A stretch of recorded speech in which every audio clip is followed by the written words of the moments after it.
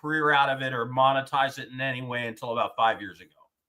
So, and now here I am. I'm appearing on national television multiple times a week on Sports Grid TV now on multiple shows, and just thrilled to be doing it. So pursue your dreams, folks. If you got a hobby, you got something you really like to do, you've got expertise. Go use it. Christian Giordani, good to see you, my friend. I am back. How are you doing, my friend Lau? I'm good. It's a very interesting sports night because you've got the draft going on. You got a UFL game about to go off. Dress or win. This is one of the great things about the UFL. I've never heard of this guy before, and there's no announcement the Showboats were making a quarterback change. But dress or win will be your starting quarterback tonight from the Memphis Showboats. Apparently, he was playing at a local high school when he was spotted by the talent scouts. He looks like he's 12. Seriously. My pick in this game is now out the window as I was taking the Showboats plus 11, and now I have no idea who this quarterback is. So, oh my God. This is why the UFL will make you crazy, Christian. Because there's no announcements. There's no injury reports. There's nothing. They don't tell you anything. So as a gambler, it's like, seriously, who the hell is Dresser Win? Never heard of him. And here he is, right as the game is going off. Tonight's new quarterback. You know what it's like? It's like going to see an off-Broadway production of Phantom of the Opera on a Saturday, because none of the regular stars are there. You know, you paid the same price as everybody else, but oh no, the Phantom today is played by the janitor. God, I got to look this up. Vamp the show for a minute, talk about the draft. I have to figure out who the hell Dresser Win is. While Loud Esmond is on his UFL rant and looking for the janitor playing for the Showboats? Yes, the Showboats brought in. Okay, Dresser Win football player. Keep going. Yes, the NFL draft did happen yesterday. Some surprising changes, new faces around, trades up, trades down, and obviously number one overall, we had Cameron Ward from Miami. In such a weak quarterback class, is this the right pick in your opinion, Loud? Just off the side of your head? Which one were you asking me? Cam Ward? Yeah, Cam Ward. I don't know. I'm not an NFL talent evaluator, and I didn't watch much of him in college. So I really don't. The other quarterback I didn't see any games of except for one because he was playing Notre Dame. The one that the Saints just drafted from Louisville, who's apparently 39 years old, something like that. No, he's 26, but still, that's old. For a first-year guy. Yeah, 26 years old is old for a rookie, and he's got a terrible injury history. 2 broken collarbones, 2 surgeries, ending his seasons on his non-throwing shoulder, broken leg that ended a season. So he hasn't proven to be durable. But I can tell you one thing for sure. That's the end of Derek Carr in New Orleans. Yeah. With Tyler Shaw, the quarterback, now being a New Orleans Saints, would you rather seen another guy in there? Shadur Sanders? Maybe we could have traded up for Jackson Dart like New York did? Well, Jackson Dart had been linked to the Saints. I saw a ton of Jackson Dart this last season. The guy can sling it. And he was a 4-star, 5-star recruit, went to USC to start with. And then USC brought in the Oklahoma coach, right? Yeah. And the Oklahoma coach brought his quarterback from Oklahoma. So, Dart said, well, hell, I'm out of here. Seeing the writing on the wall, ends up going to Ole Miss, and he put up rocket ship numbers at Ole Miss, passing the ball. I remember I was on Ole Miss on the over on their scoring and on big spreads all season long. and I won on them a lot. And it's a pro-style system.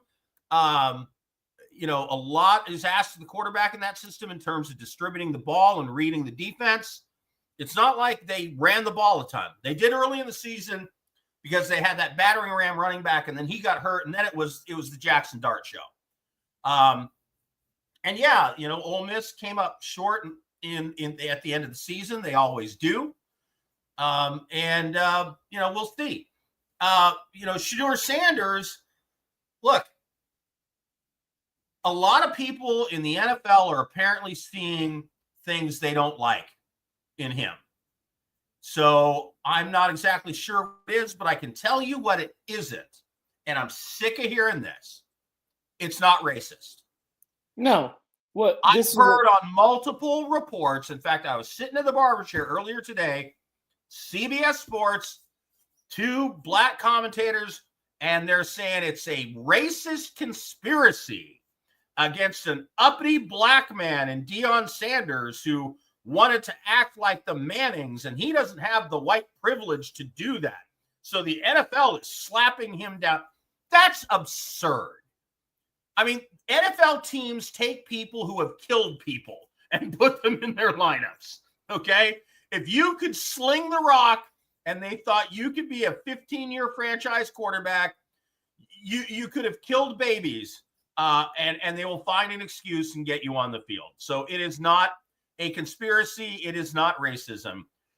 He's small. He's not very mobile.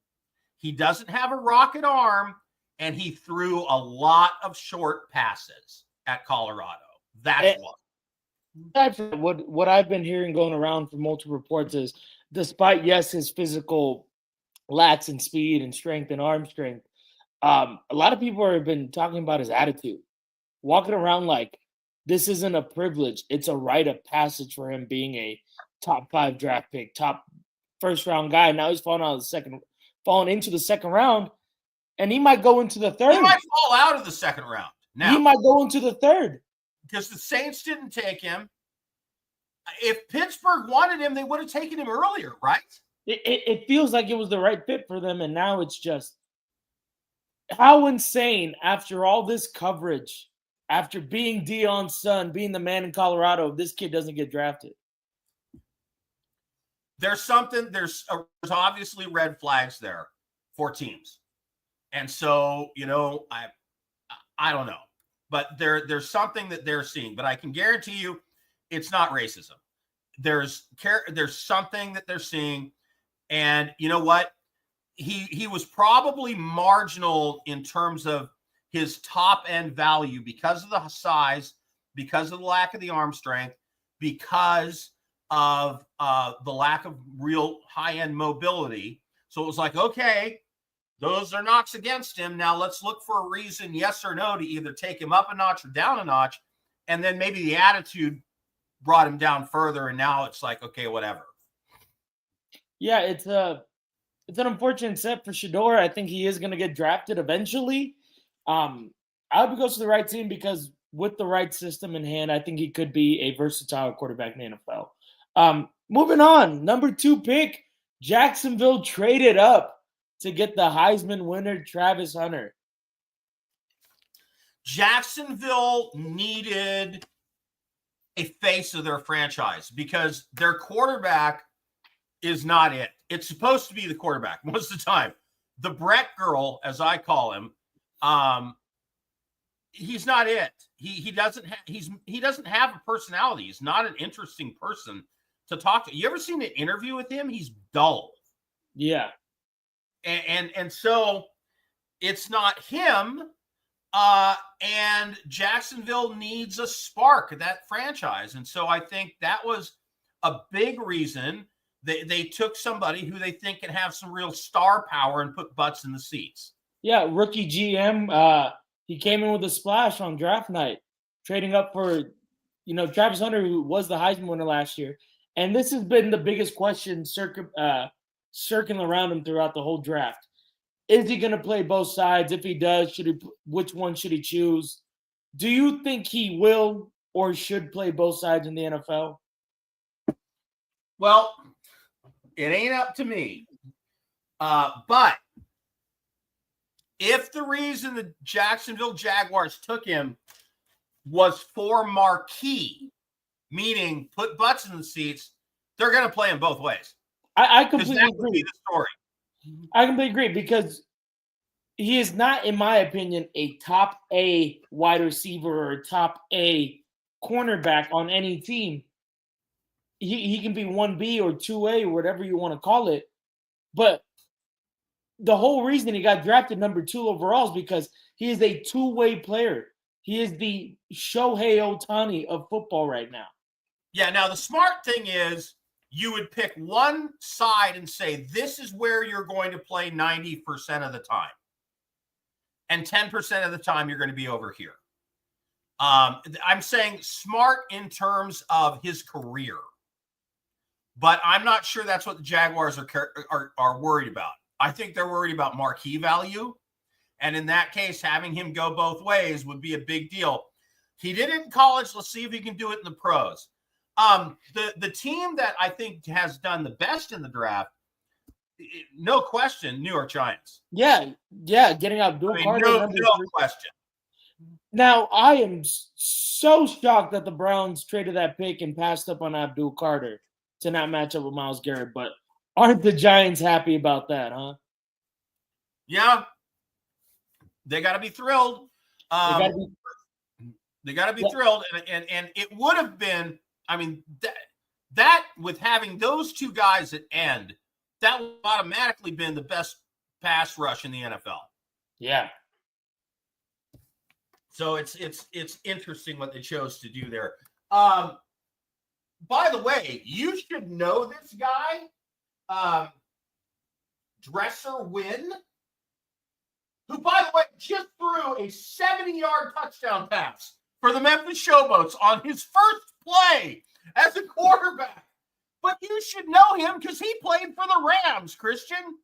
That's why that name sounded familiar. He was on the Rams practice squad. I have the Memphis Showboats plus 11 in this game, and dude who I've never heard of just threw a touchdown pass, 70 yards on his first play. Well, I guess if you're playing defense against a guy you've never heard of, the last thing you think they're going to do on the first play is call a go route. Yeah. So good for them. That's amazing. All right, let me get this pick out of the way for Saturday night. Panthers and the Battlehawks in the UFL. Look, both these teams are 3-1. Both these teams score around 22 to 23 points per game. They both have good defenses, but the over-under in this game is 37.5. The overs have been cashing 7 out of 8 in the last 2 weeks. If these two teams score their average, it's 45 points. I'd take this at 39.5 or 40 and still go to the over. So Saturday night, Panthers and Battlehawks, the pick there is you're going to want to go to the over in that game. Other notable draft picks you want to talk about? Well, we went through Abdul Carter. We went Jackson Dart, obviously. Now, as a Saints fan, you guys got Kevin Bank Jr.'s offensive lineman from Texas. One of your biggest struggles last year was your O-line. Oh, the offensive line was terrible. Yeah. Does that give you a little more hope? Reasons people are saying Derek Carr, all of a sudden he's not durable. He only played in 10 games last year. He was getting crushed. He was running for his life constantly. He didn't like pull a hamstring. He got, he ruptured a spleen. He got concussed. He was getting creamed. And so I think the Saints are 3 years away from a serious run. And so if I was Kellen Moore, I would be going offensive line, defensive line, offensive line, defensive line, cornerback, linebacker. I mean, I'd be looking meat and potatoes. I wouldn't be looking at any shiny objects. And the team is also in salary cap hell. But one of the things that they did that went unnoticed by a lot of people is they converted Derek Carr's entire remaining contract just about into a signing bonus. So they can release him at the end of this season with no significant salary cap hit. Now, when the Saints, do release Derek Carr, does your fandom go with them? Man, it's such a probably. I'll be a man without a country. Look, if the Raiders are ever good again, great for them. But they just sort of broke my fandom with all the terrible decisions that they made, and then Josh McDaniels. It just terrible. I live here in the Pacific Northwest, Christian. Maybe I become a Seahawks fan. You know what? Your guys, if you do, the Seahawks don't look too bad coming around. But speaking of the Raiders, I think they got probably the second best player in this draft, maybe first. The question is, at 5'8", can he? It's either he's Barry Sanders, who I almost just called Drew Barrymore. What the hell? In my head, I'm like, he's not Drew Barrymore. He's Barry Sanders. Totally different person. By the way, I was more impressed with Drew Barrymore flashing on late night TV than I would have been with Barry Sanders. Anyway, members. Oh, you're too young. When Drew Barrymore was her movie that had just come out was Never Been Kissed.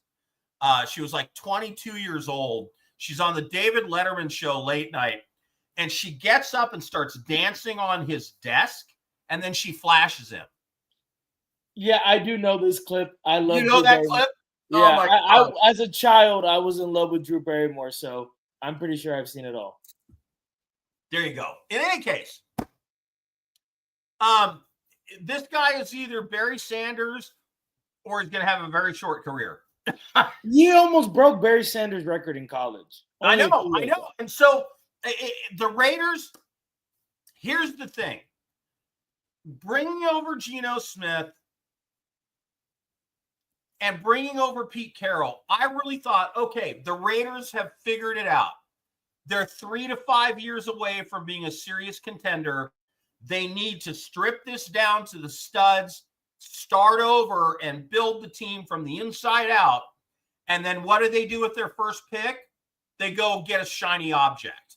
I'm just like, I don't hate it. Best player available, and he just looks right in a Raiders uniform. He fits the Raiders culture. They call him Michael Myers, for God's sakes, the way this dude stands in the back. I know. I don't absolutely hate it. I don't think they're a running back away. And I hope this kid's career doesn't get wrecked because he's playing behind a bad offensive line on a bad team. Because think about this. The Raiders are going to be behind in games a lot. And how much do you lean on the running game at that point? I don't know. I'm just not sure. I'm just not sure it's a great fit. And if the Raiders could have said, we're going to take this guy Genty, Dallas, or Jerry Jones, give us 4 draft picks, could they have swung a deal like that? I think the franchise would have been better off. But okay. Maybe. And then the Saints, I thought, okay, offensive lineman, now they're going to go defensive lineman, and then they go quarterback. So it's one of two things.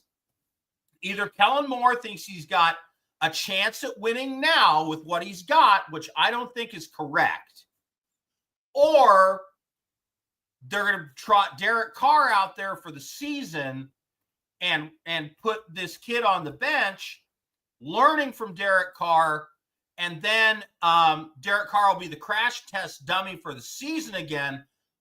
What the plan is, and I think this would be the smart thing, the Saints aren't ready to compete in a serious way. So Carr out there for this season, let him be the crash test dummy, and then put the kid in next year when you've released Carr and there's no pressure because he's the guy. He's the only quarterback left, right? I think that would be the way to play it. It's you know what? I have a saying for the NFL. Anything in the South, NFC, AFC, it's always a mess. No one comes out of the division over 500. I don't think anyone out of the South is ever a true Super Bowl contender. So even if the Saints do it right, I think it's still going to be wrong. The most interesting division in the NFL just became the NFC East. Yes.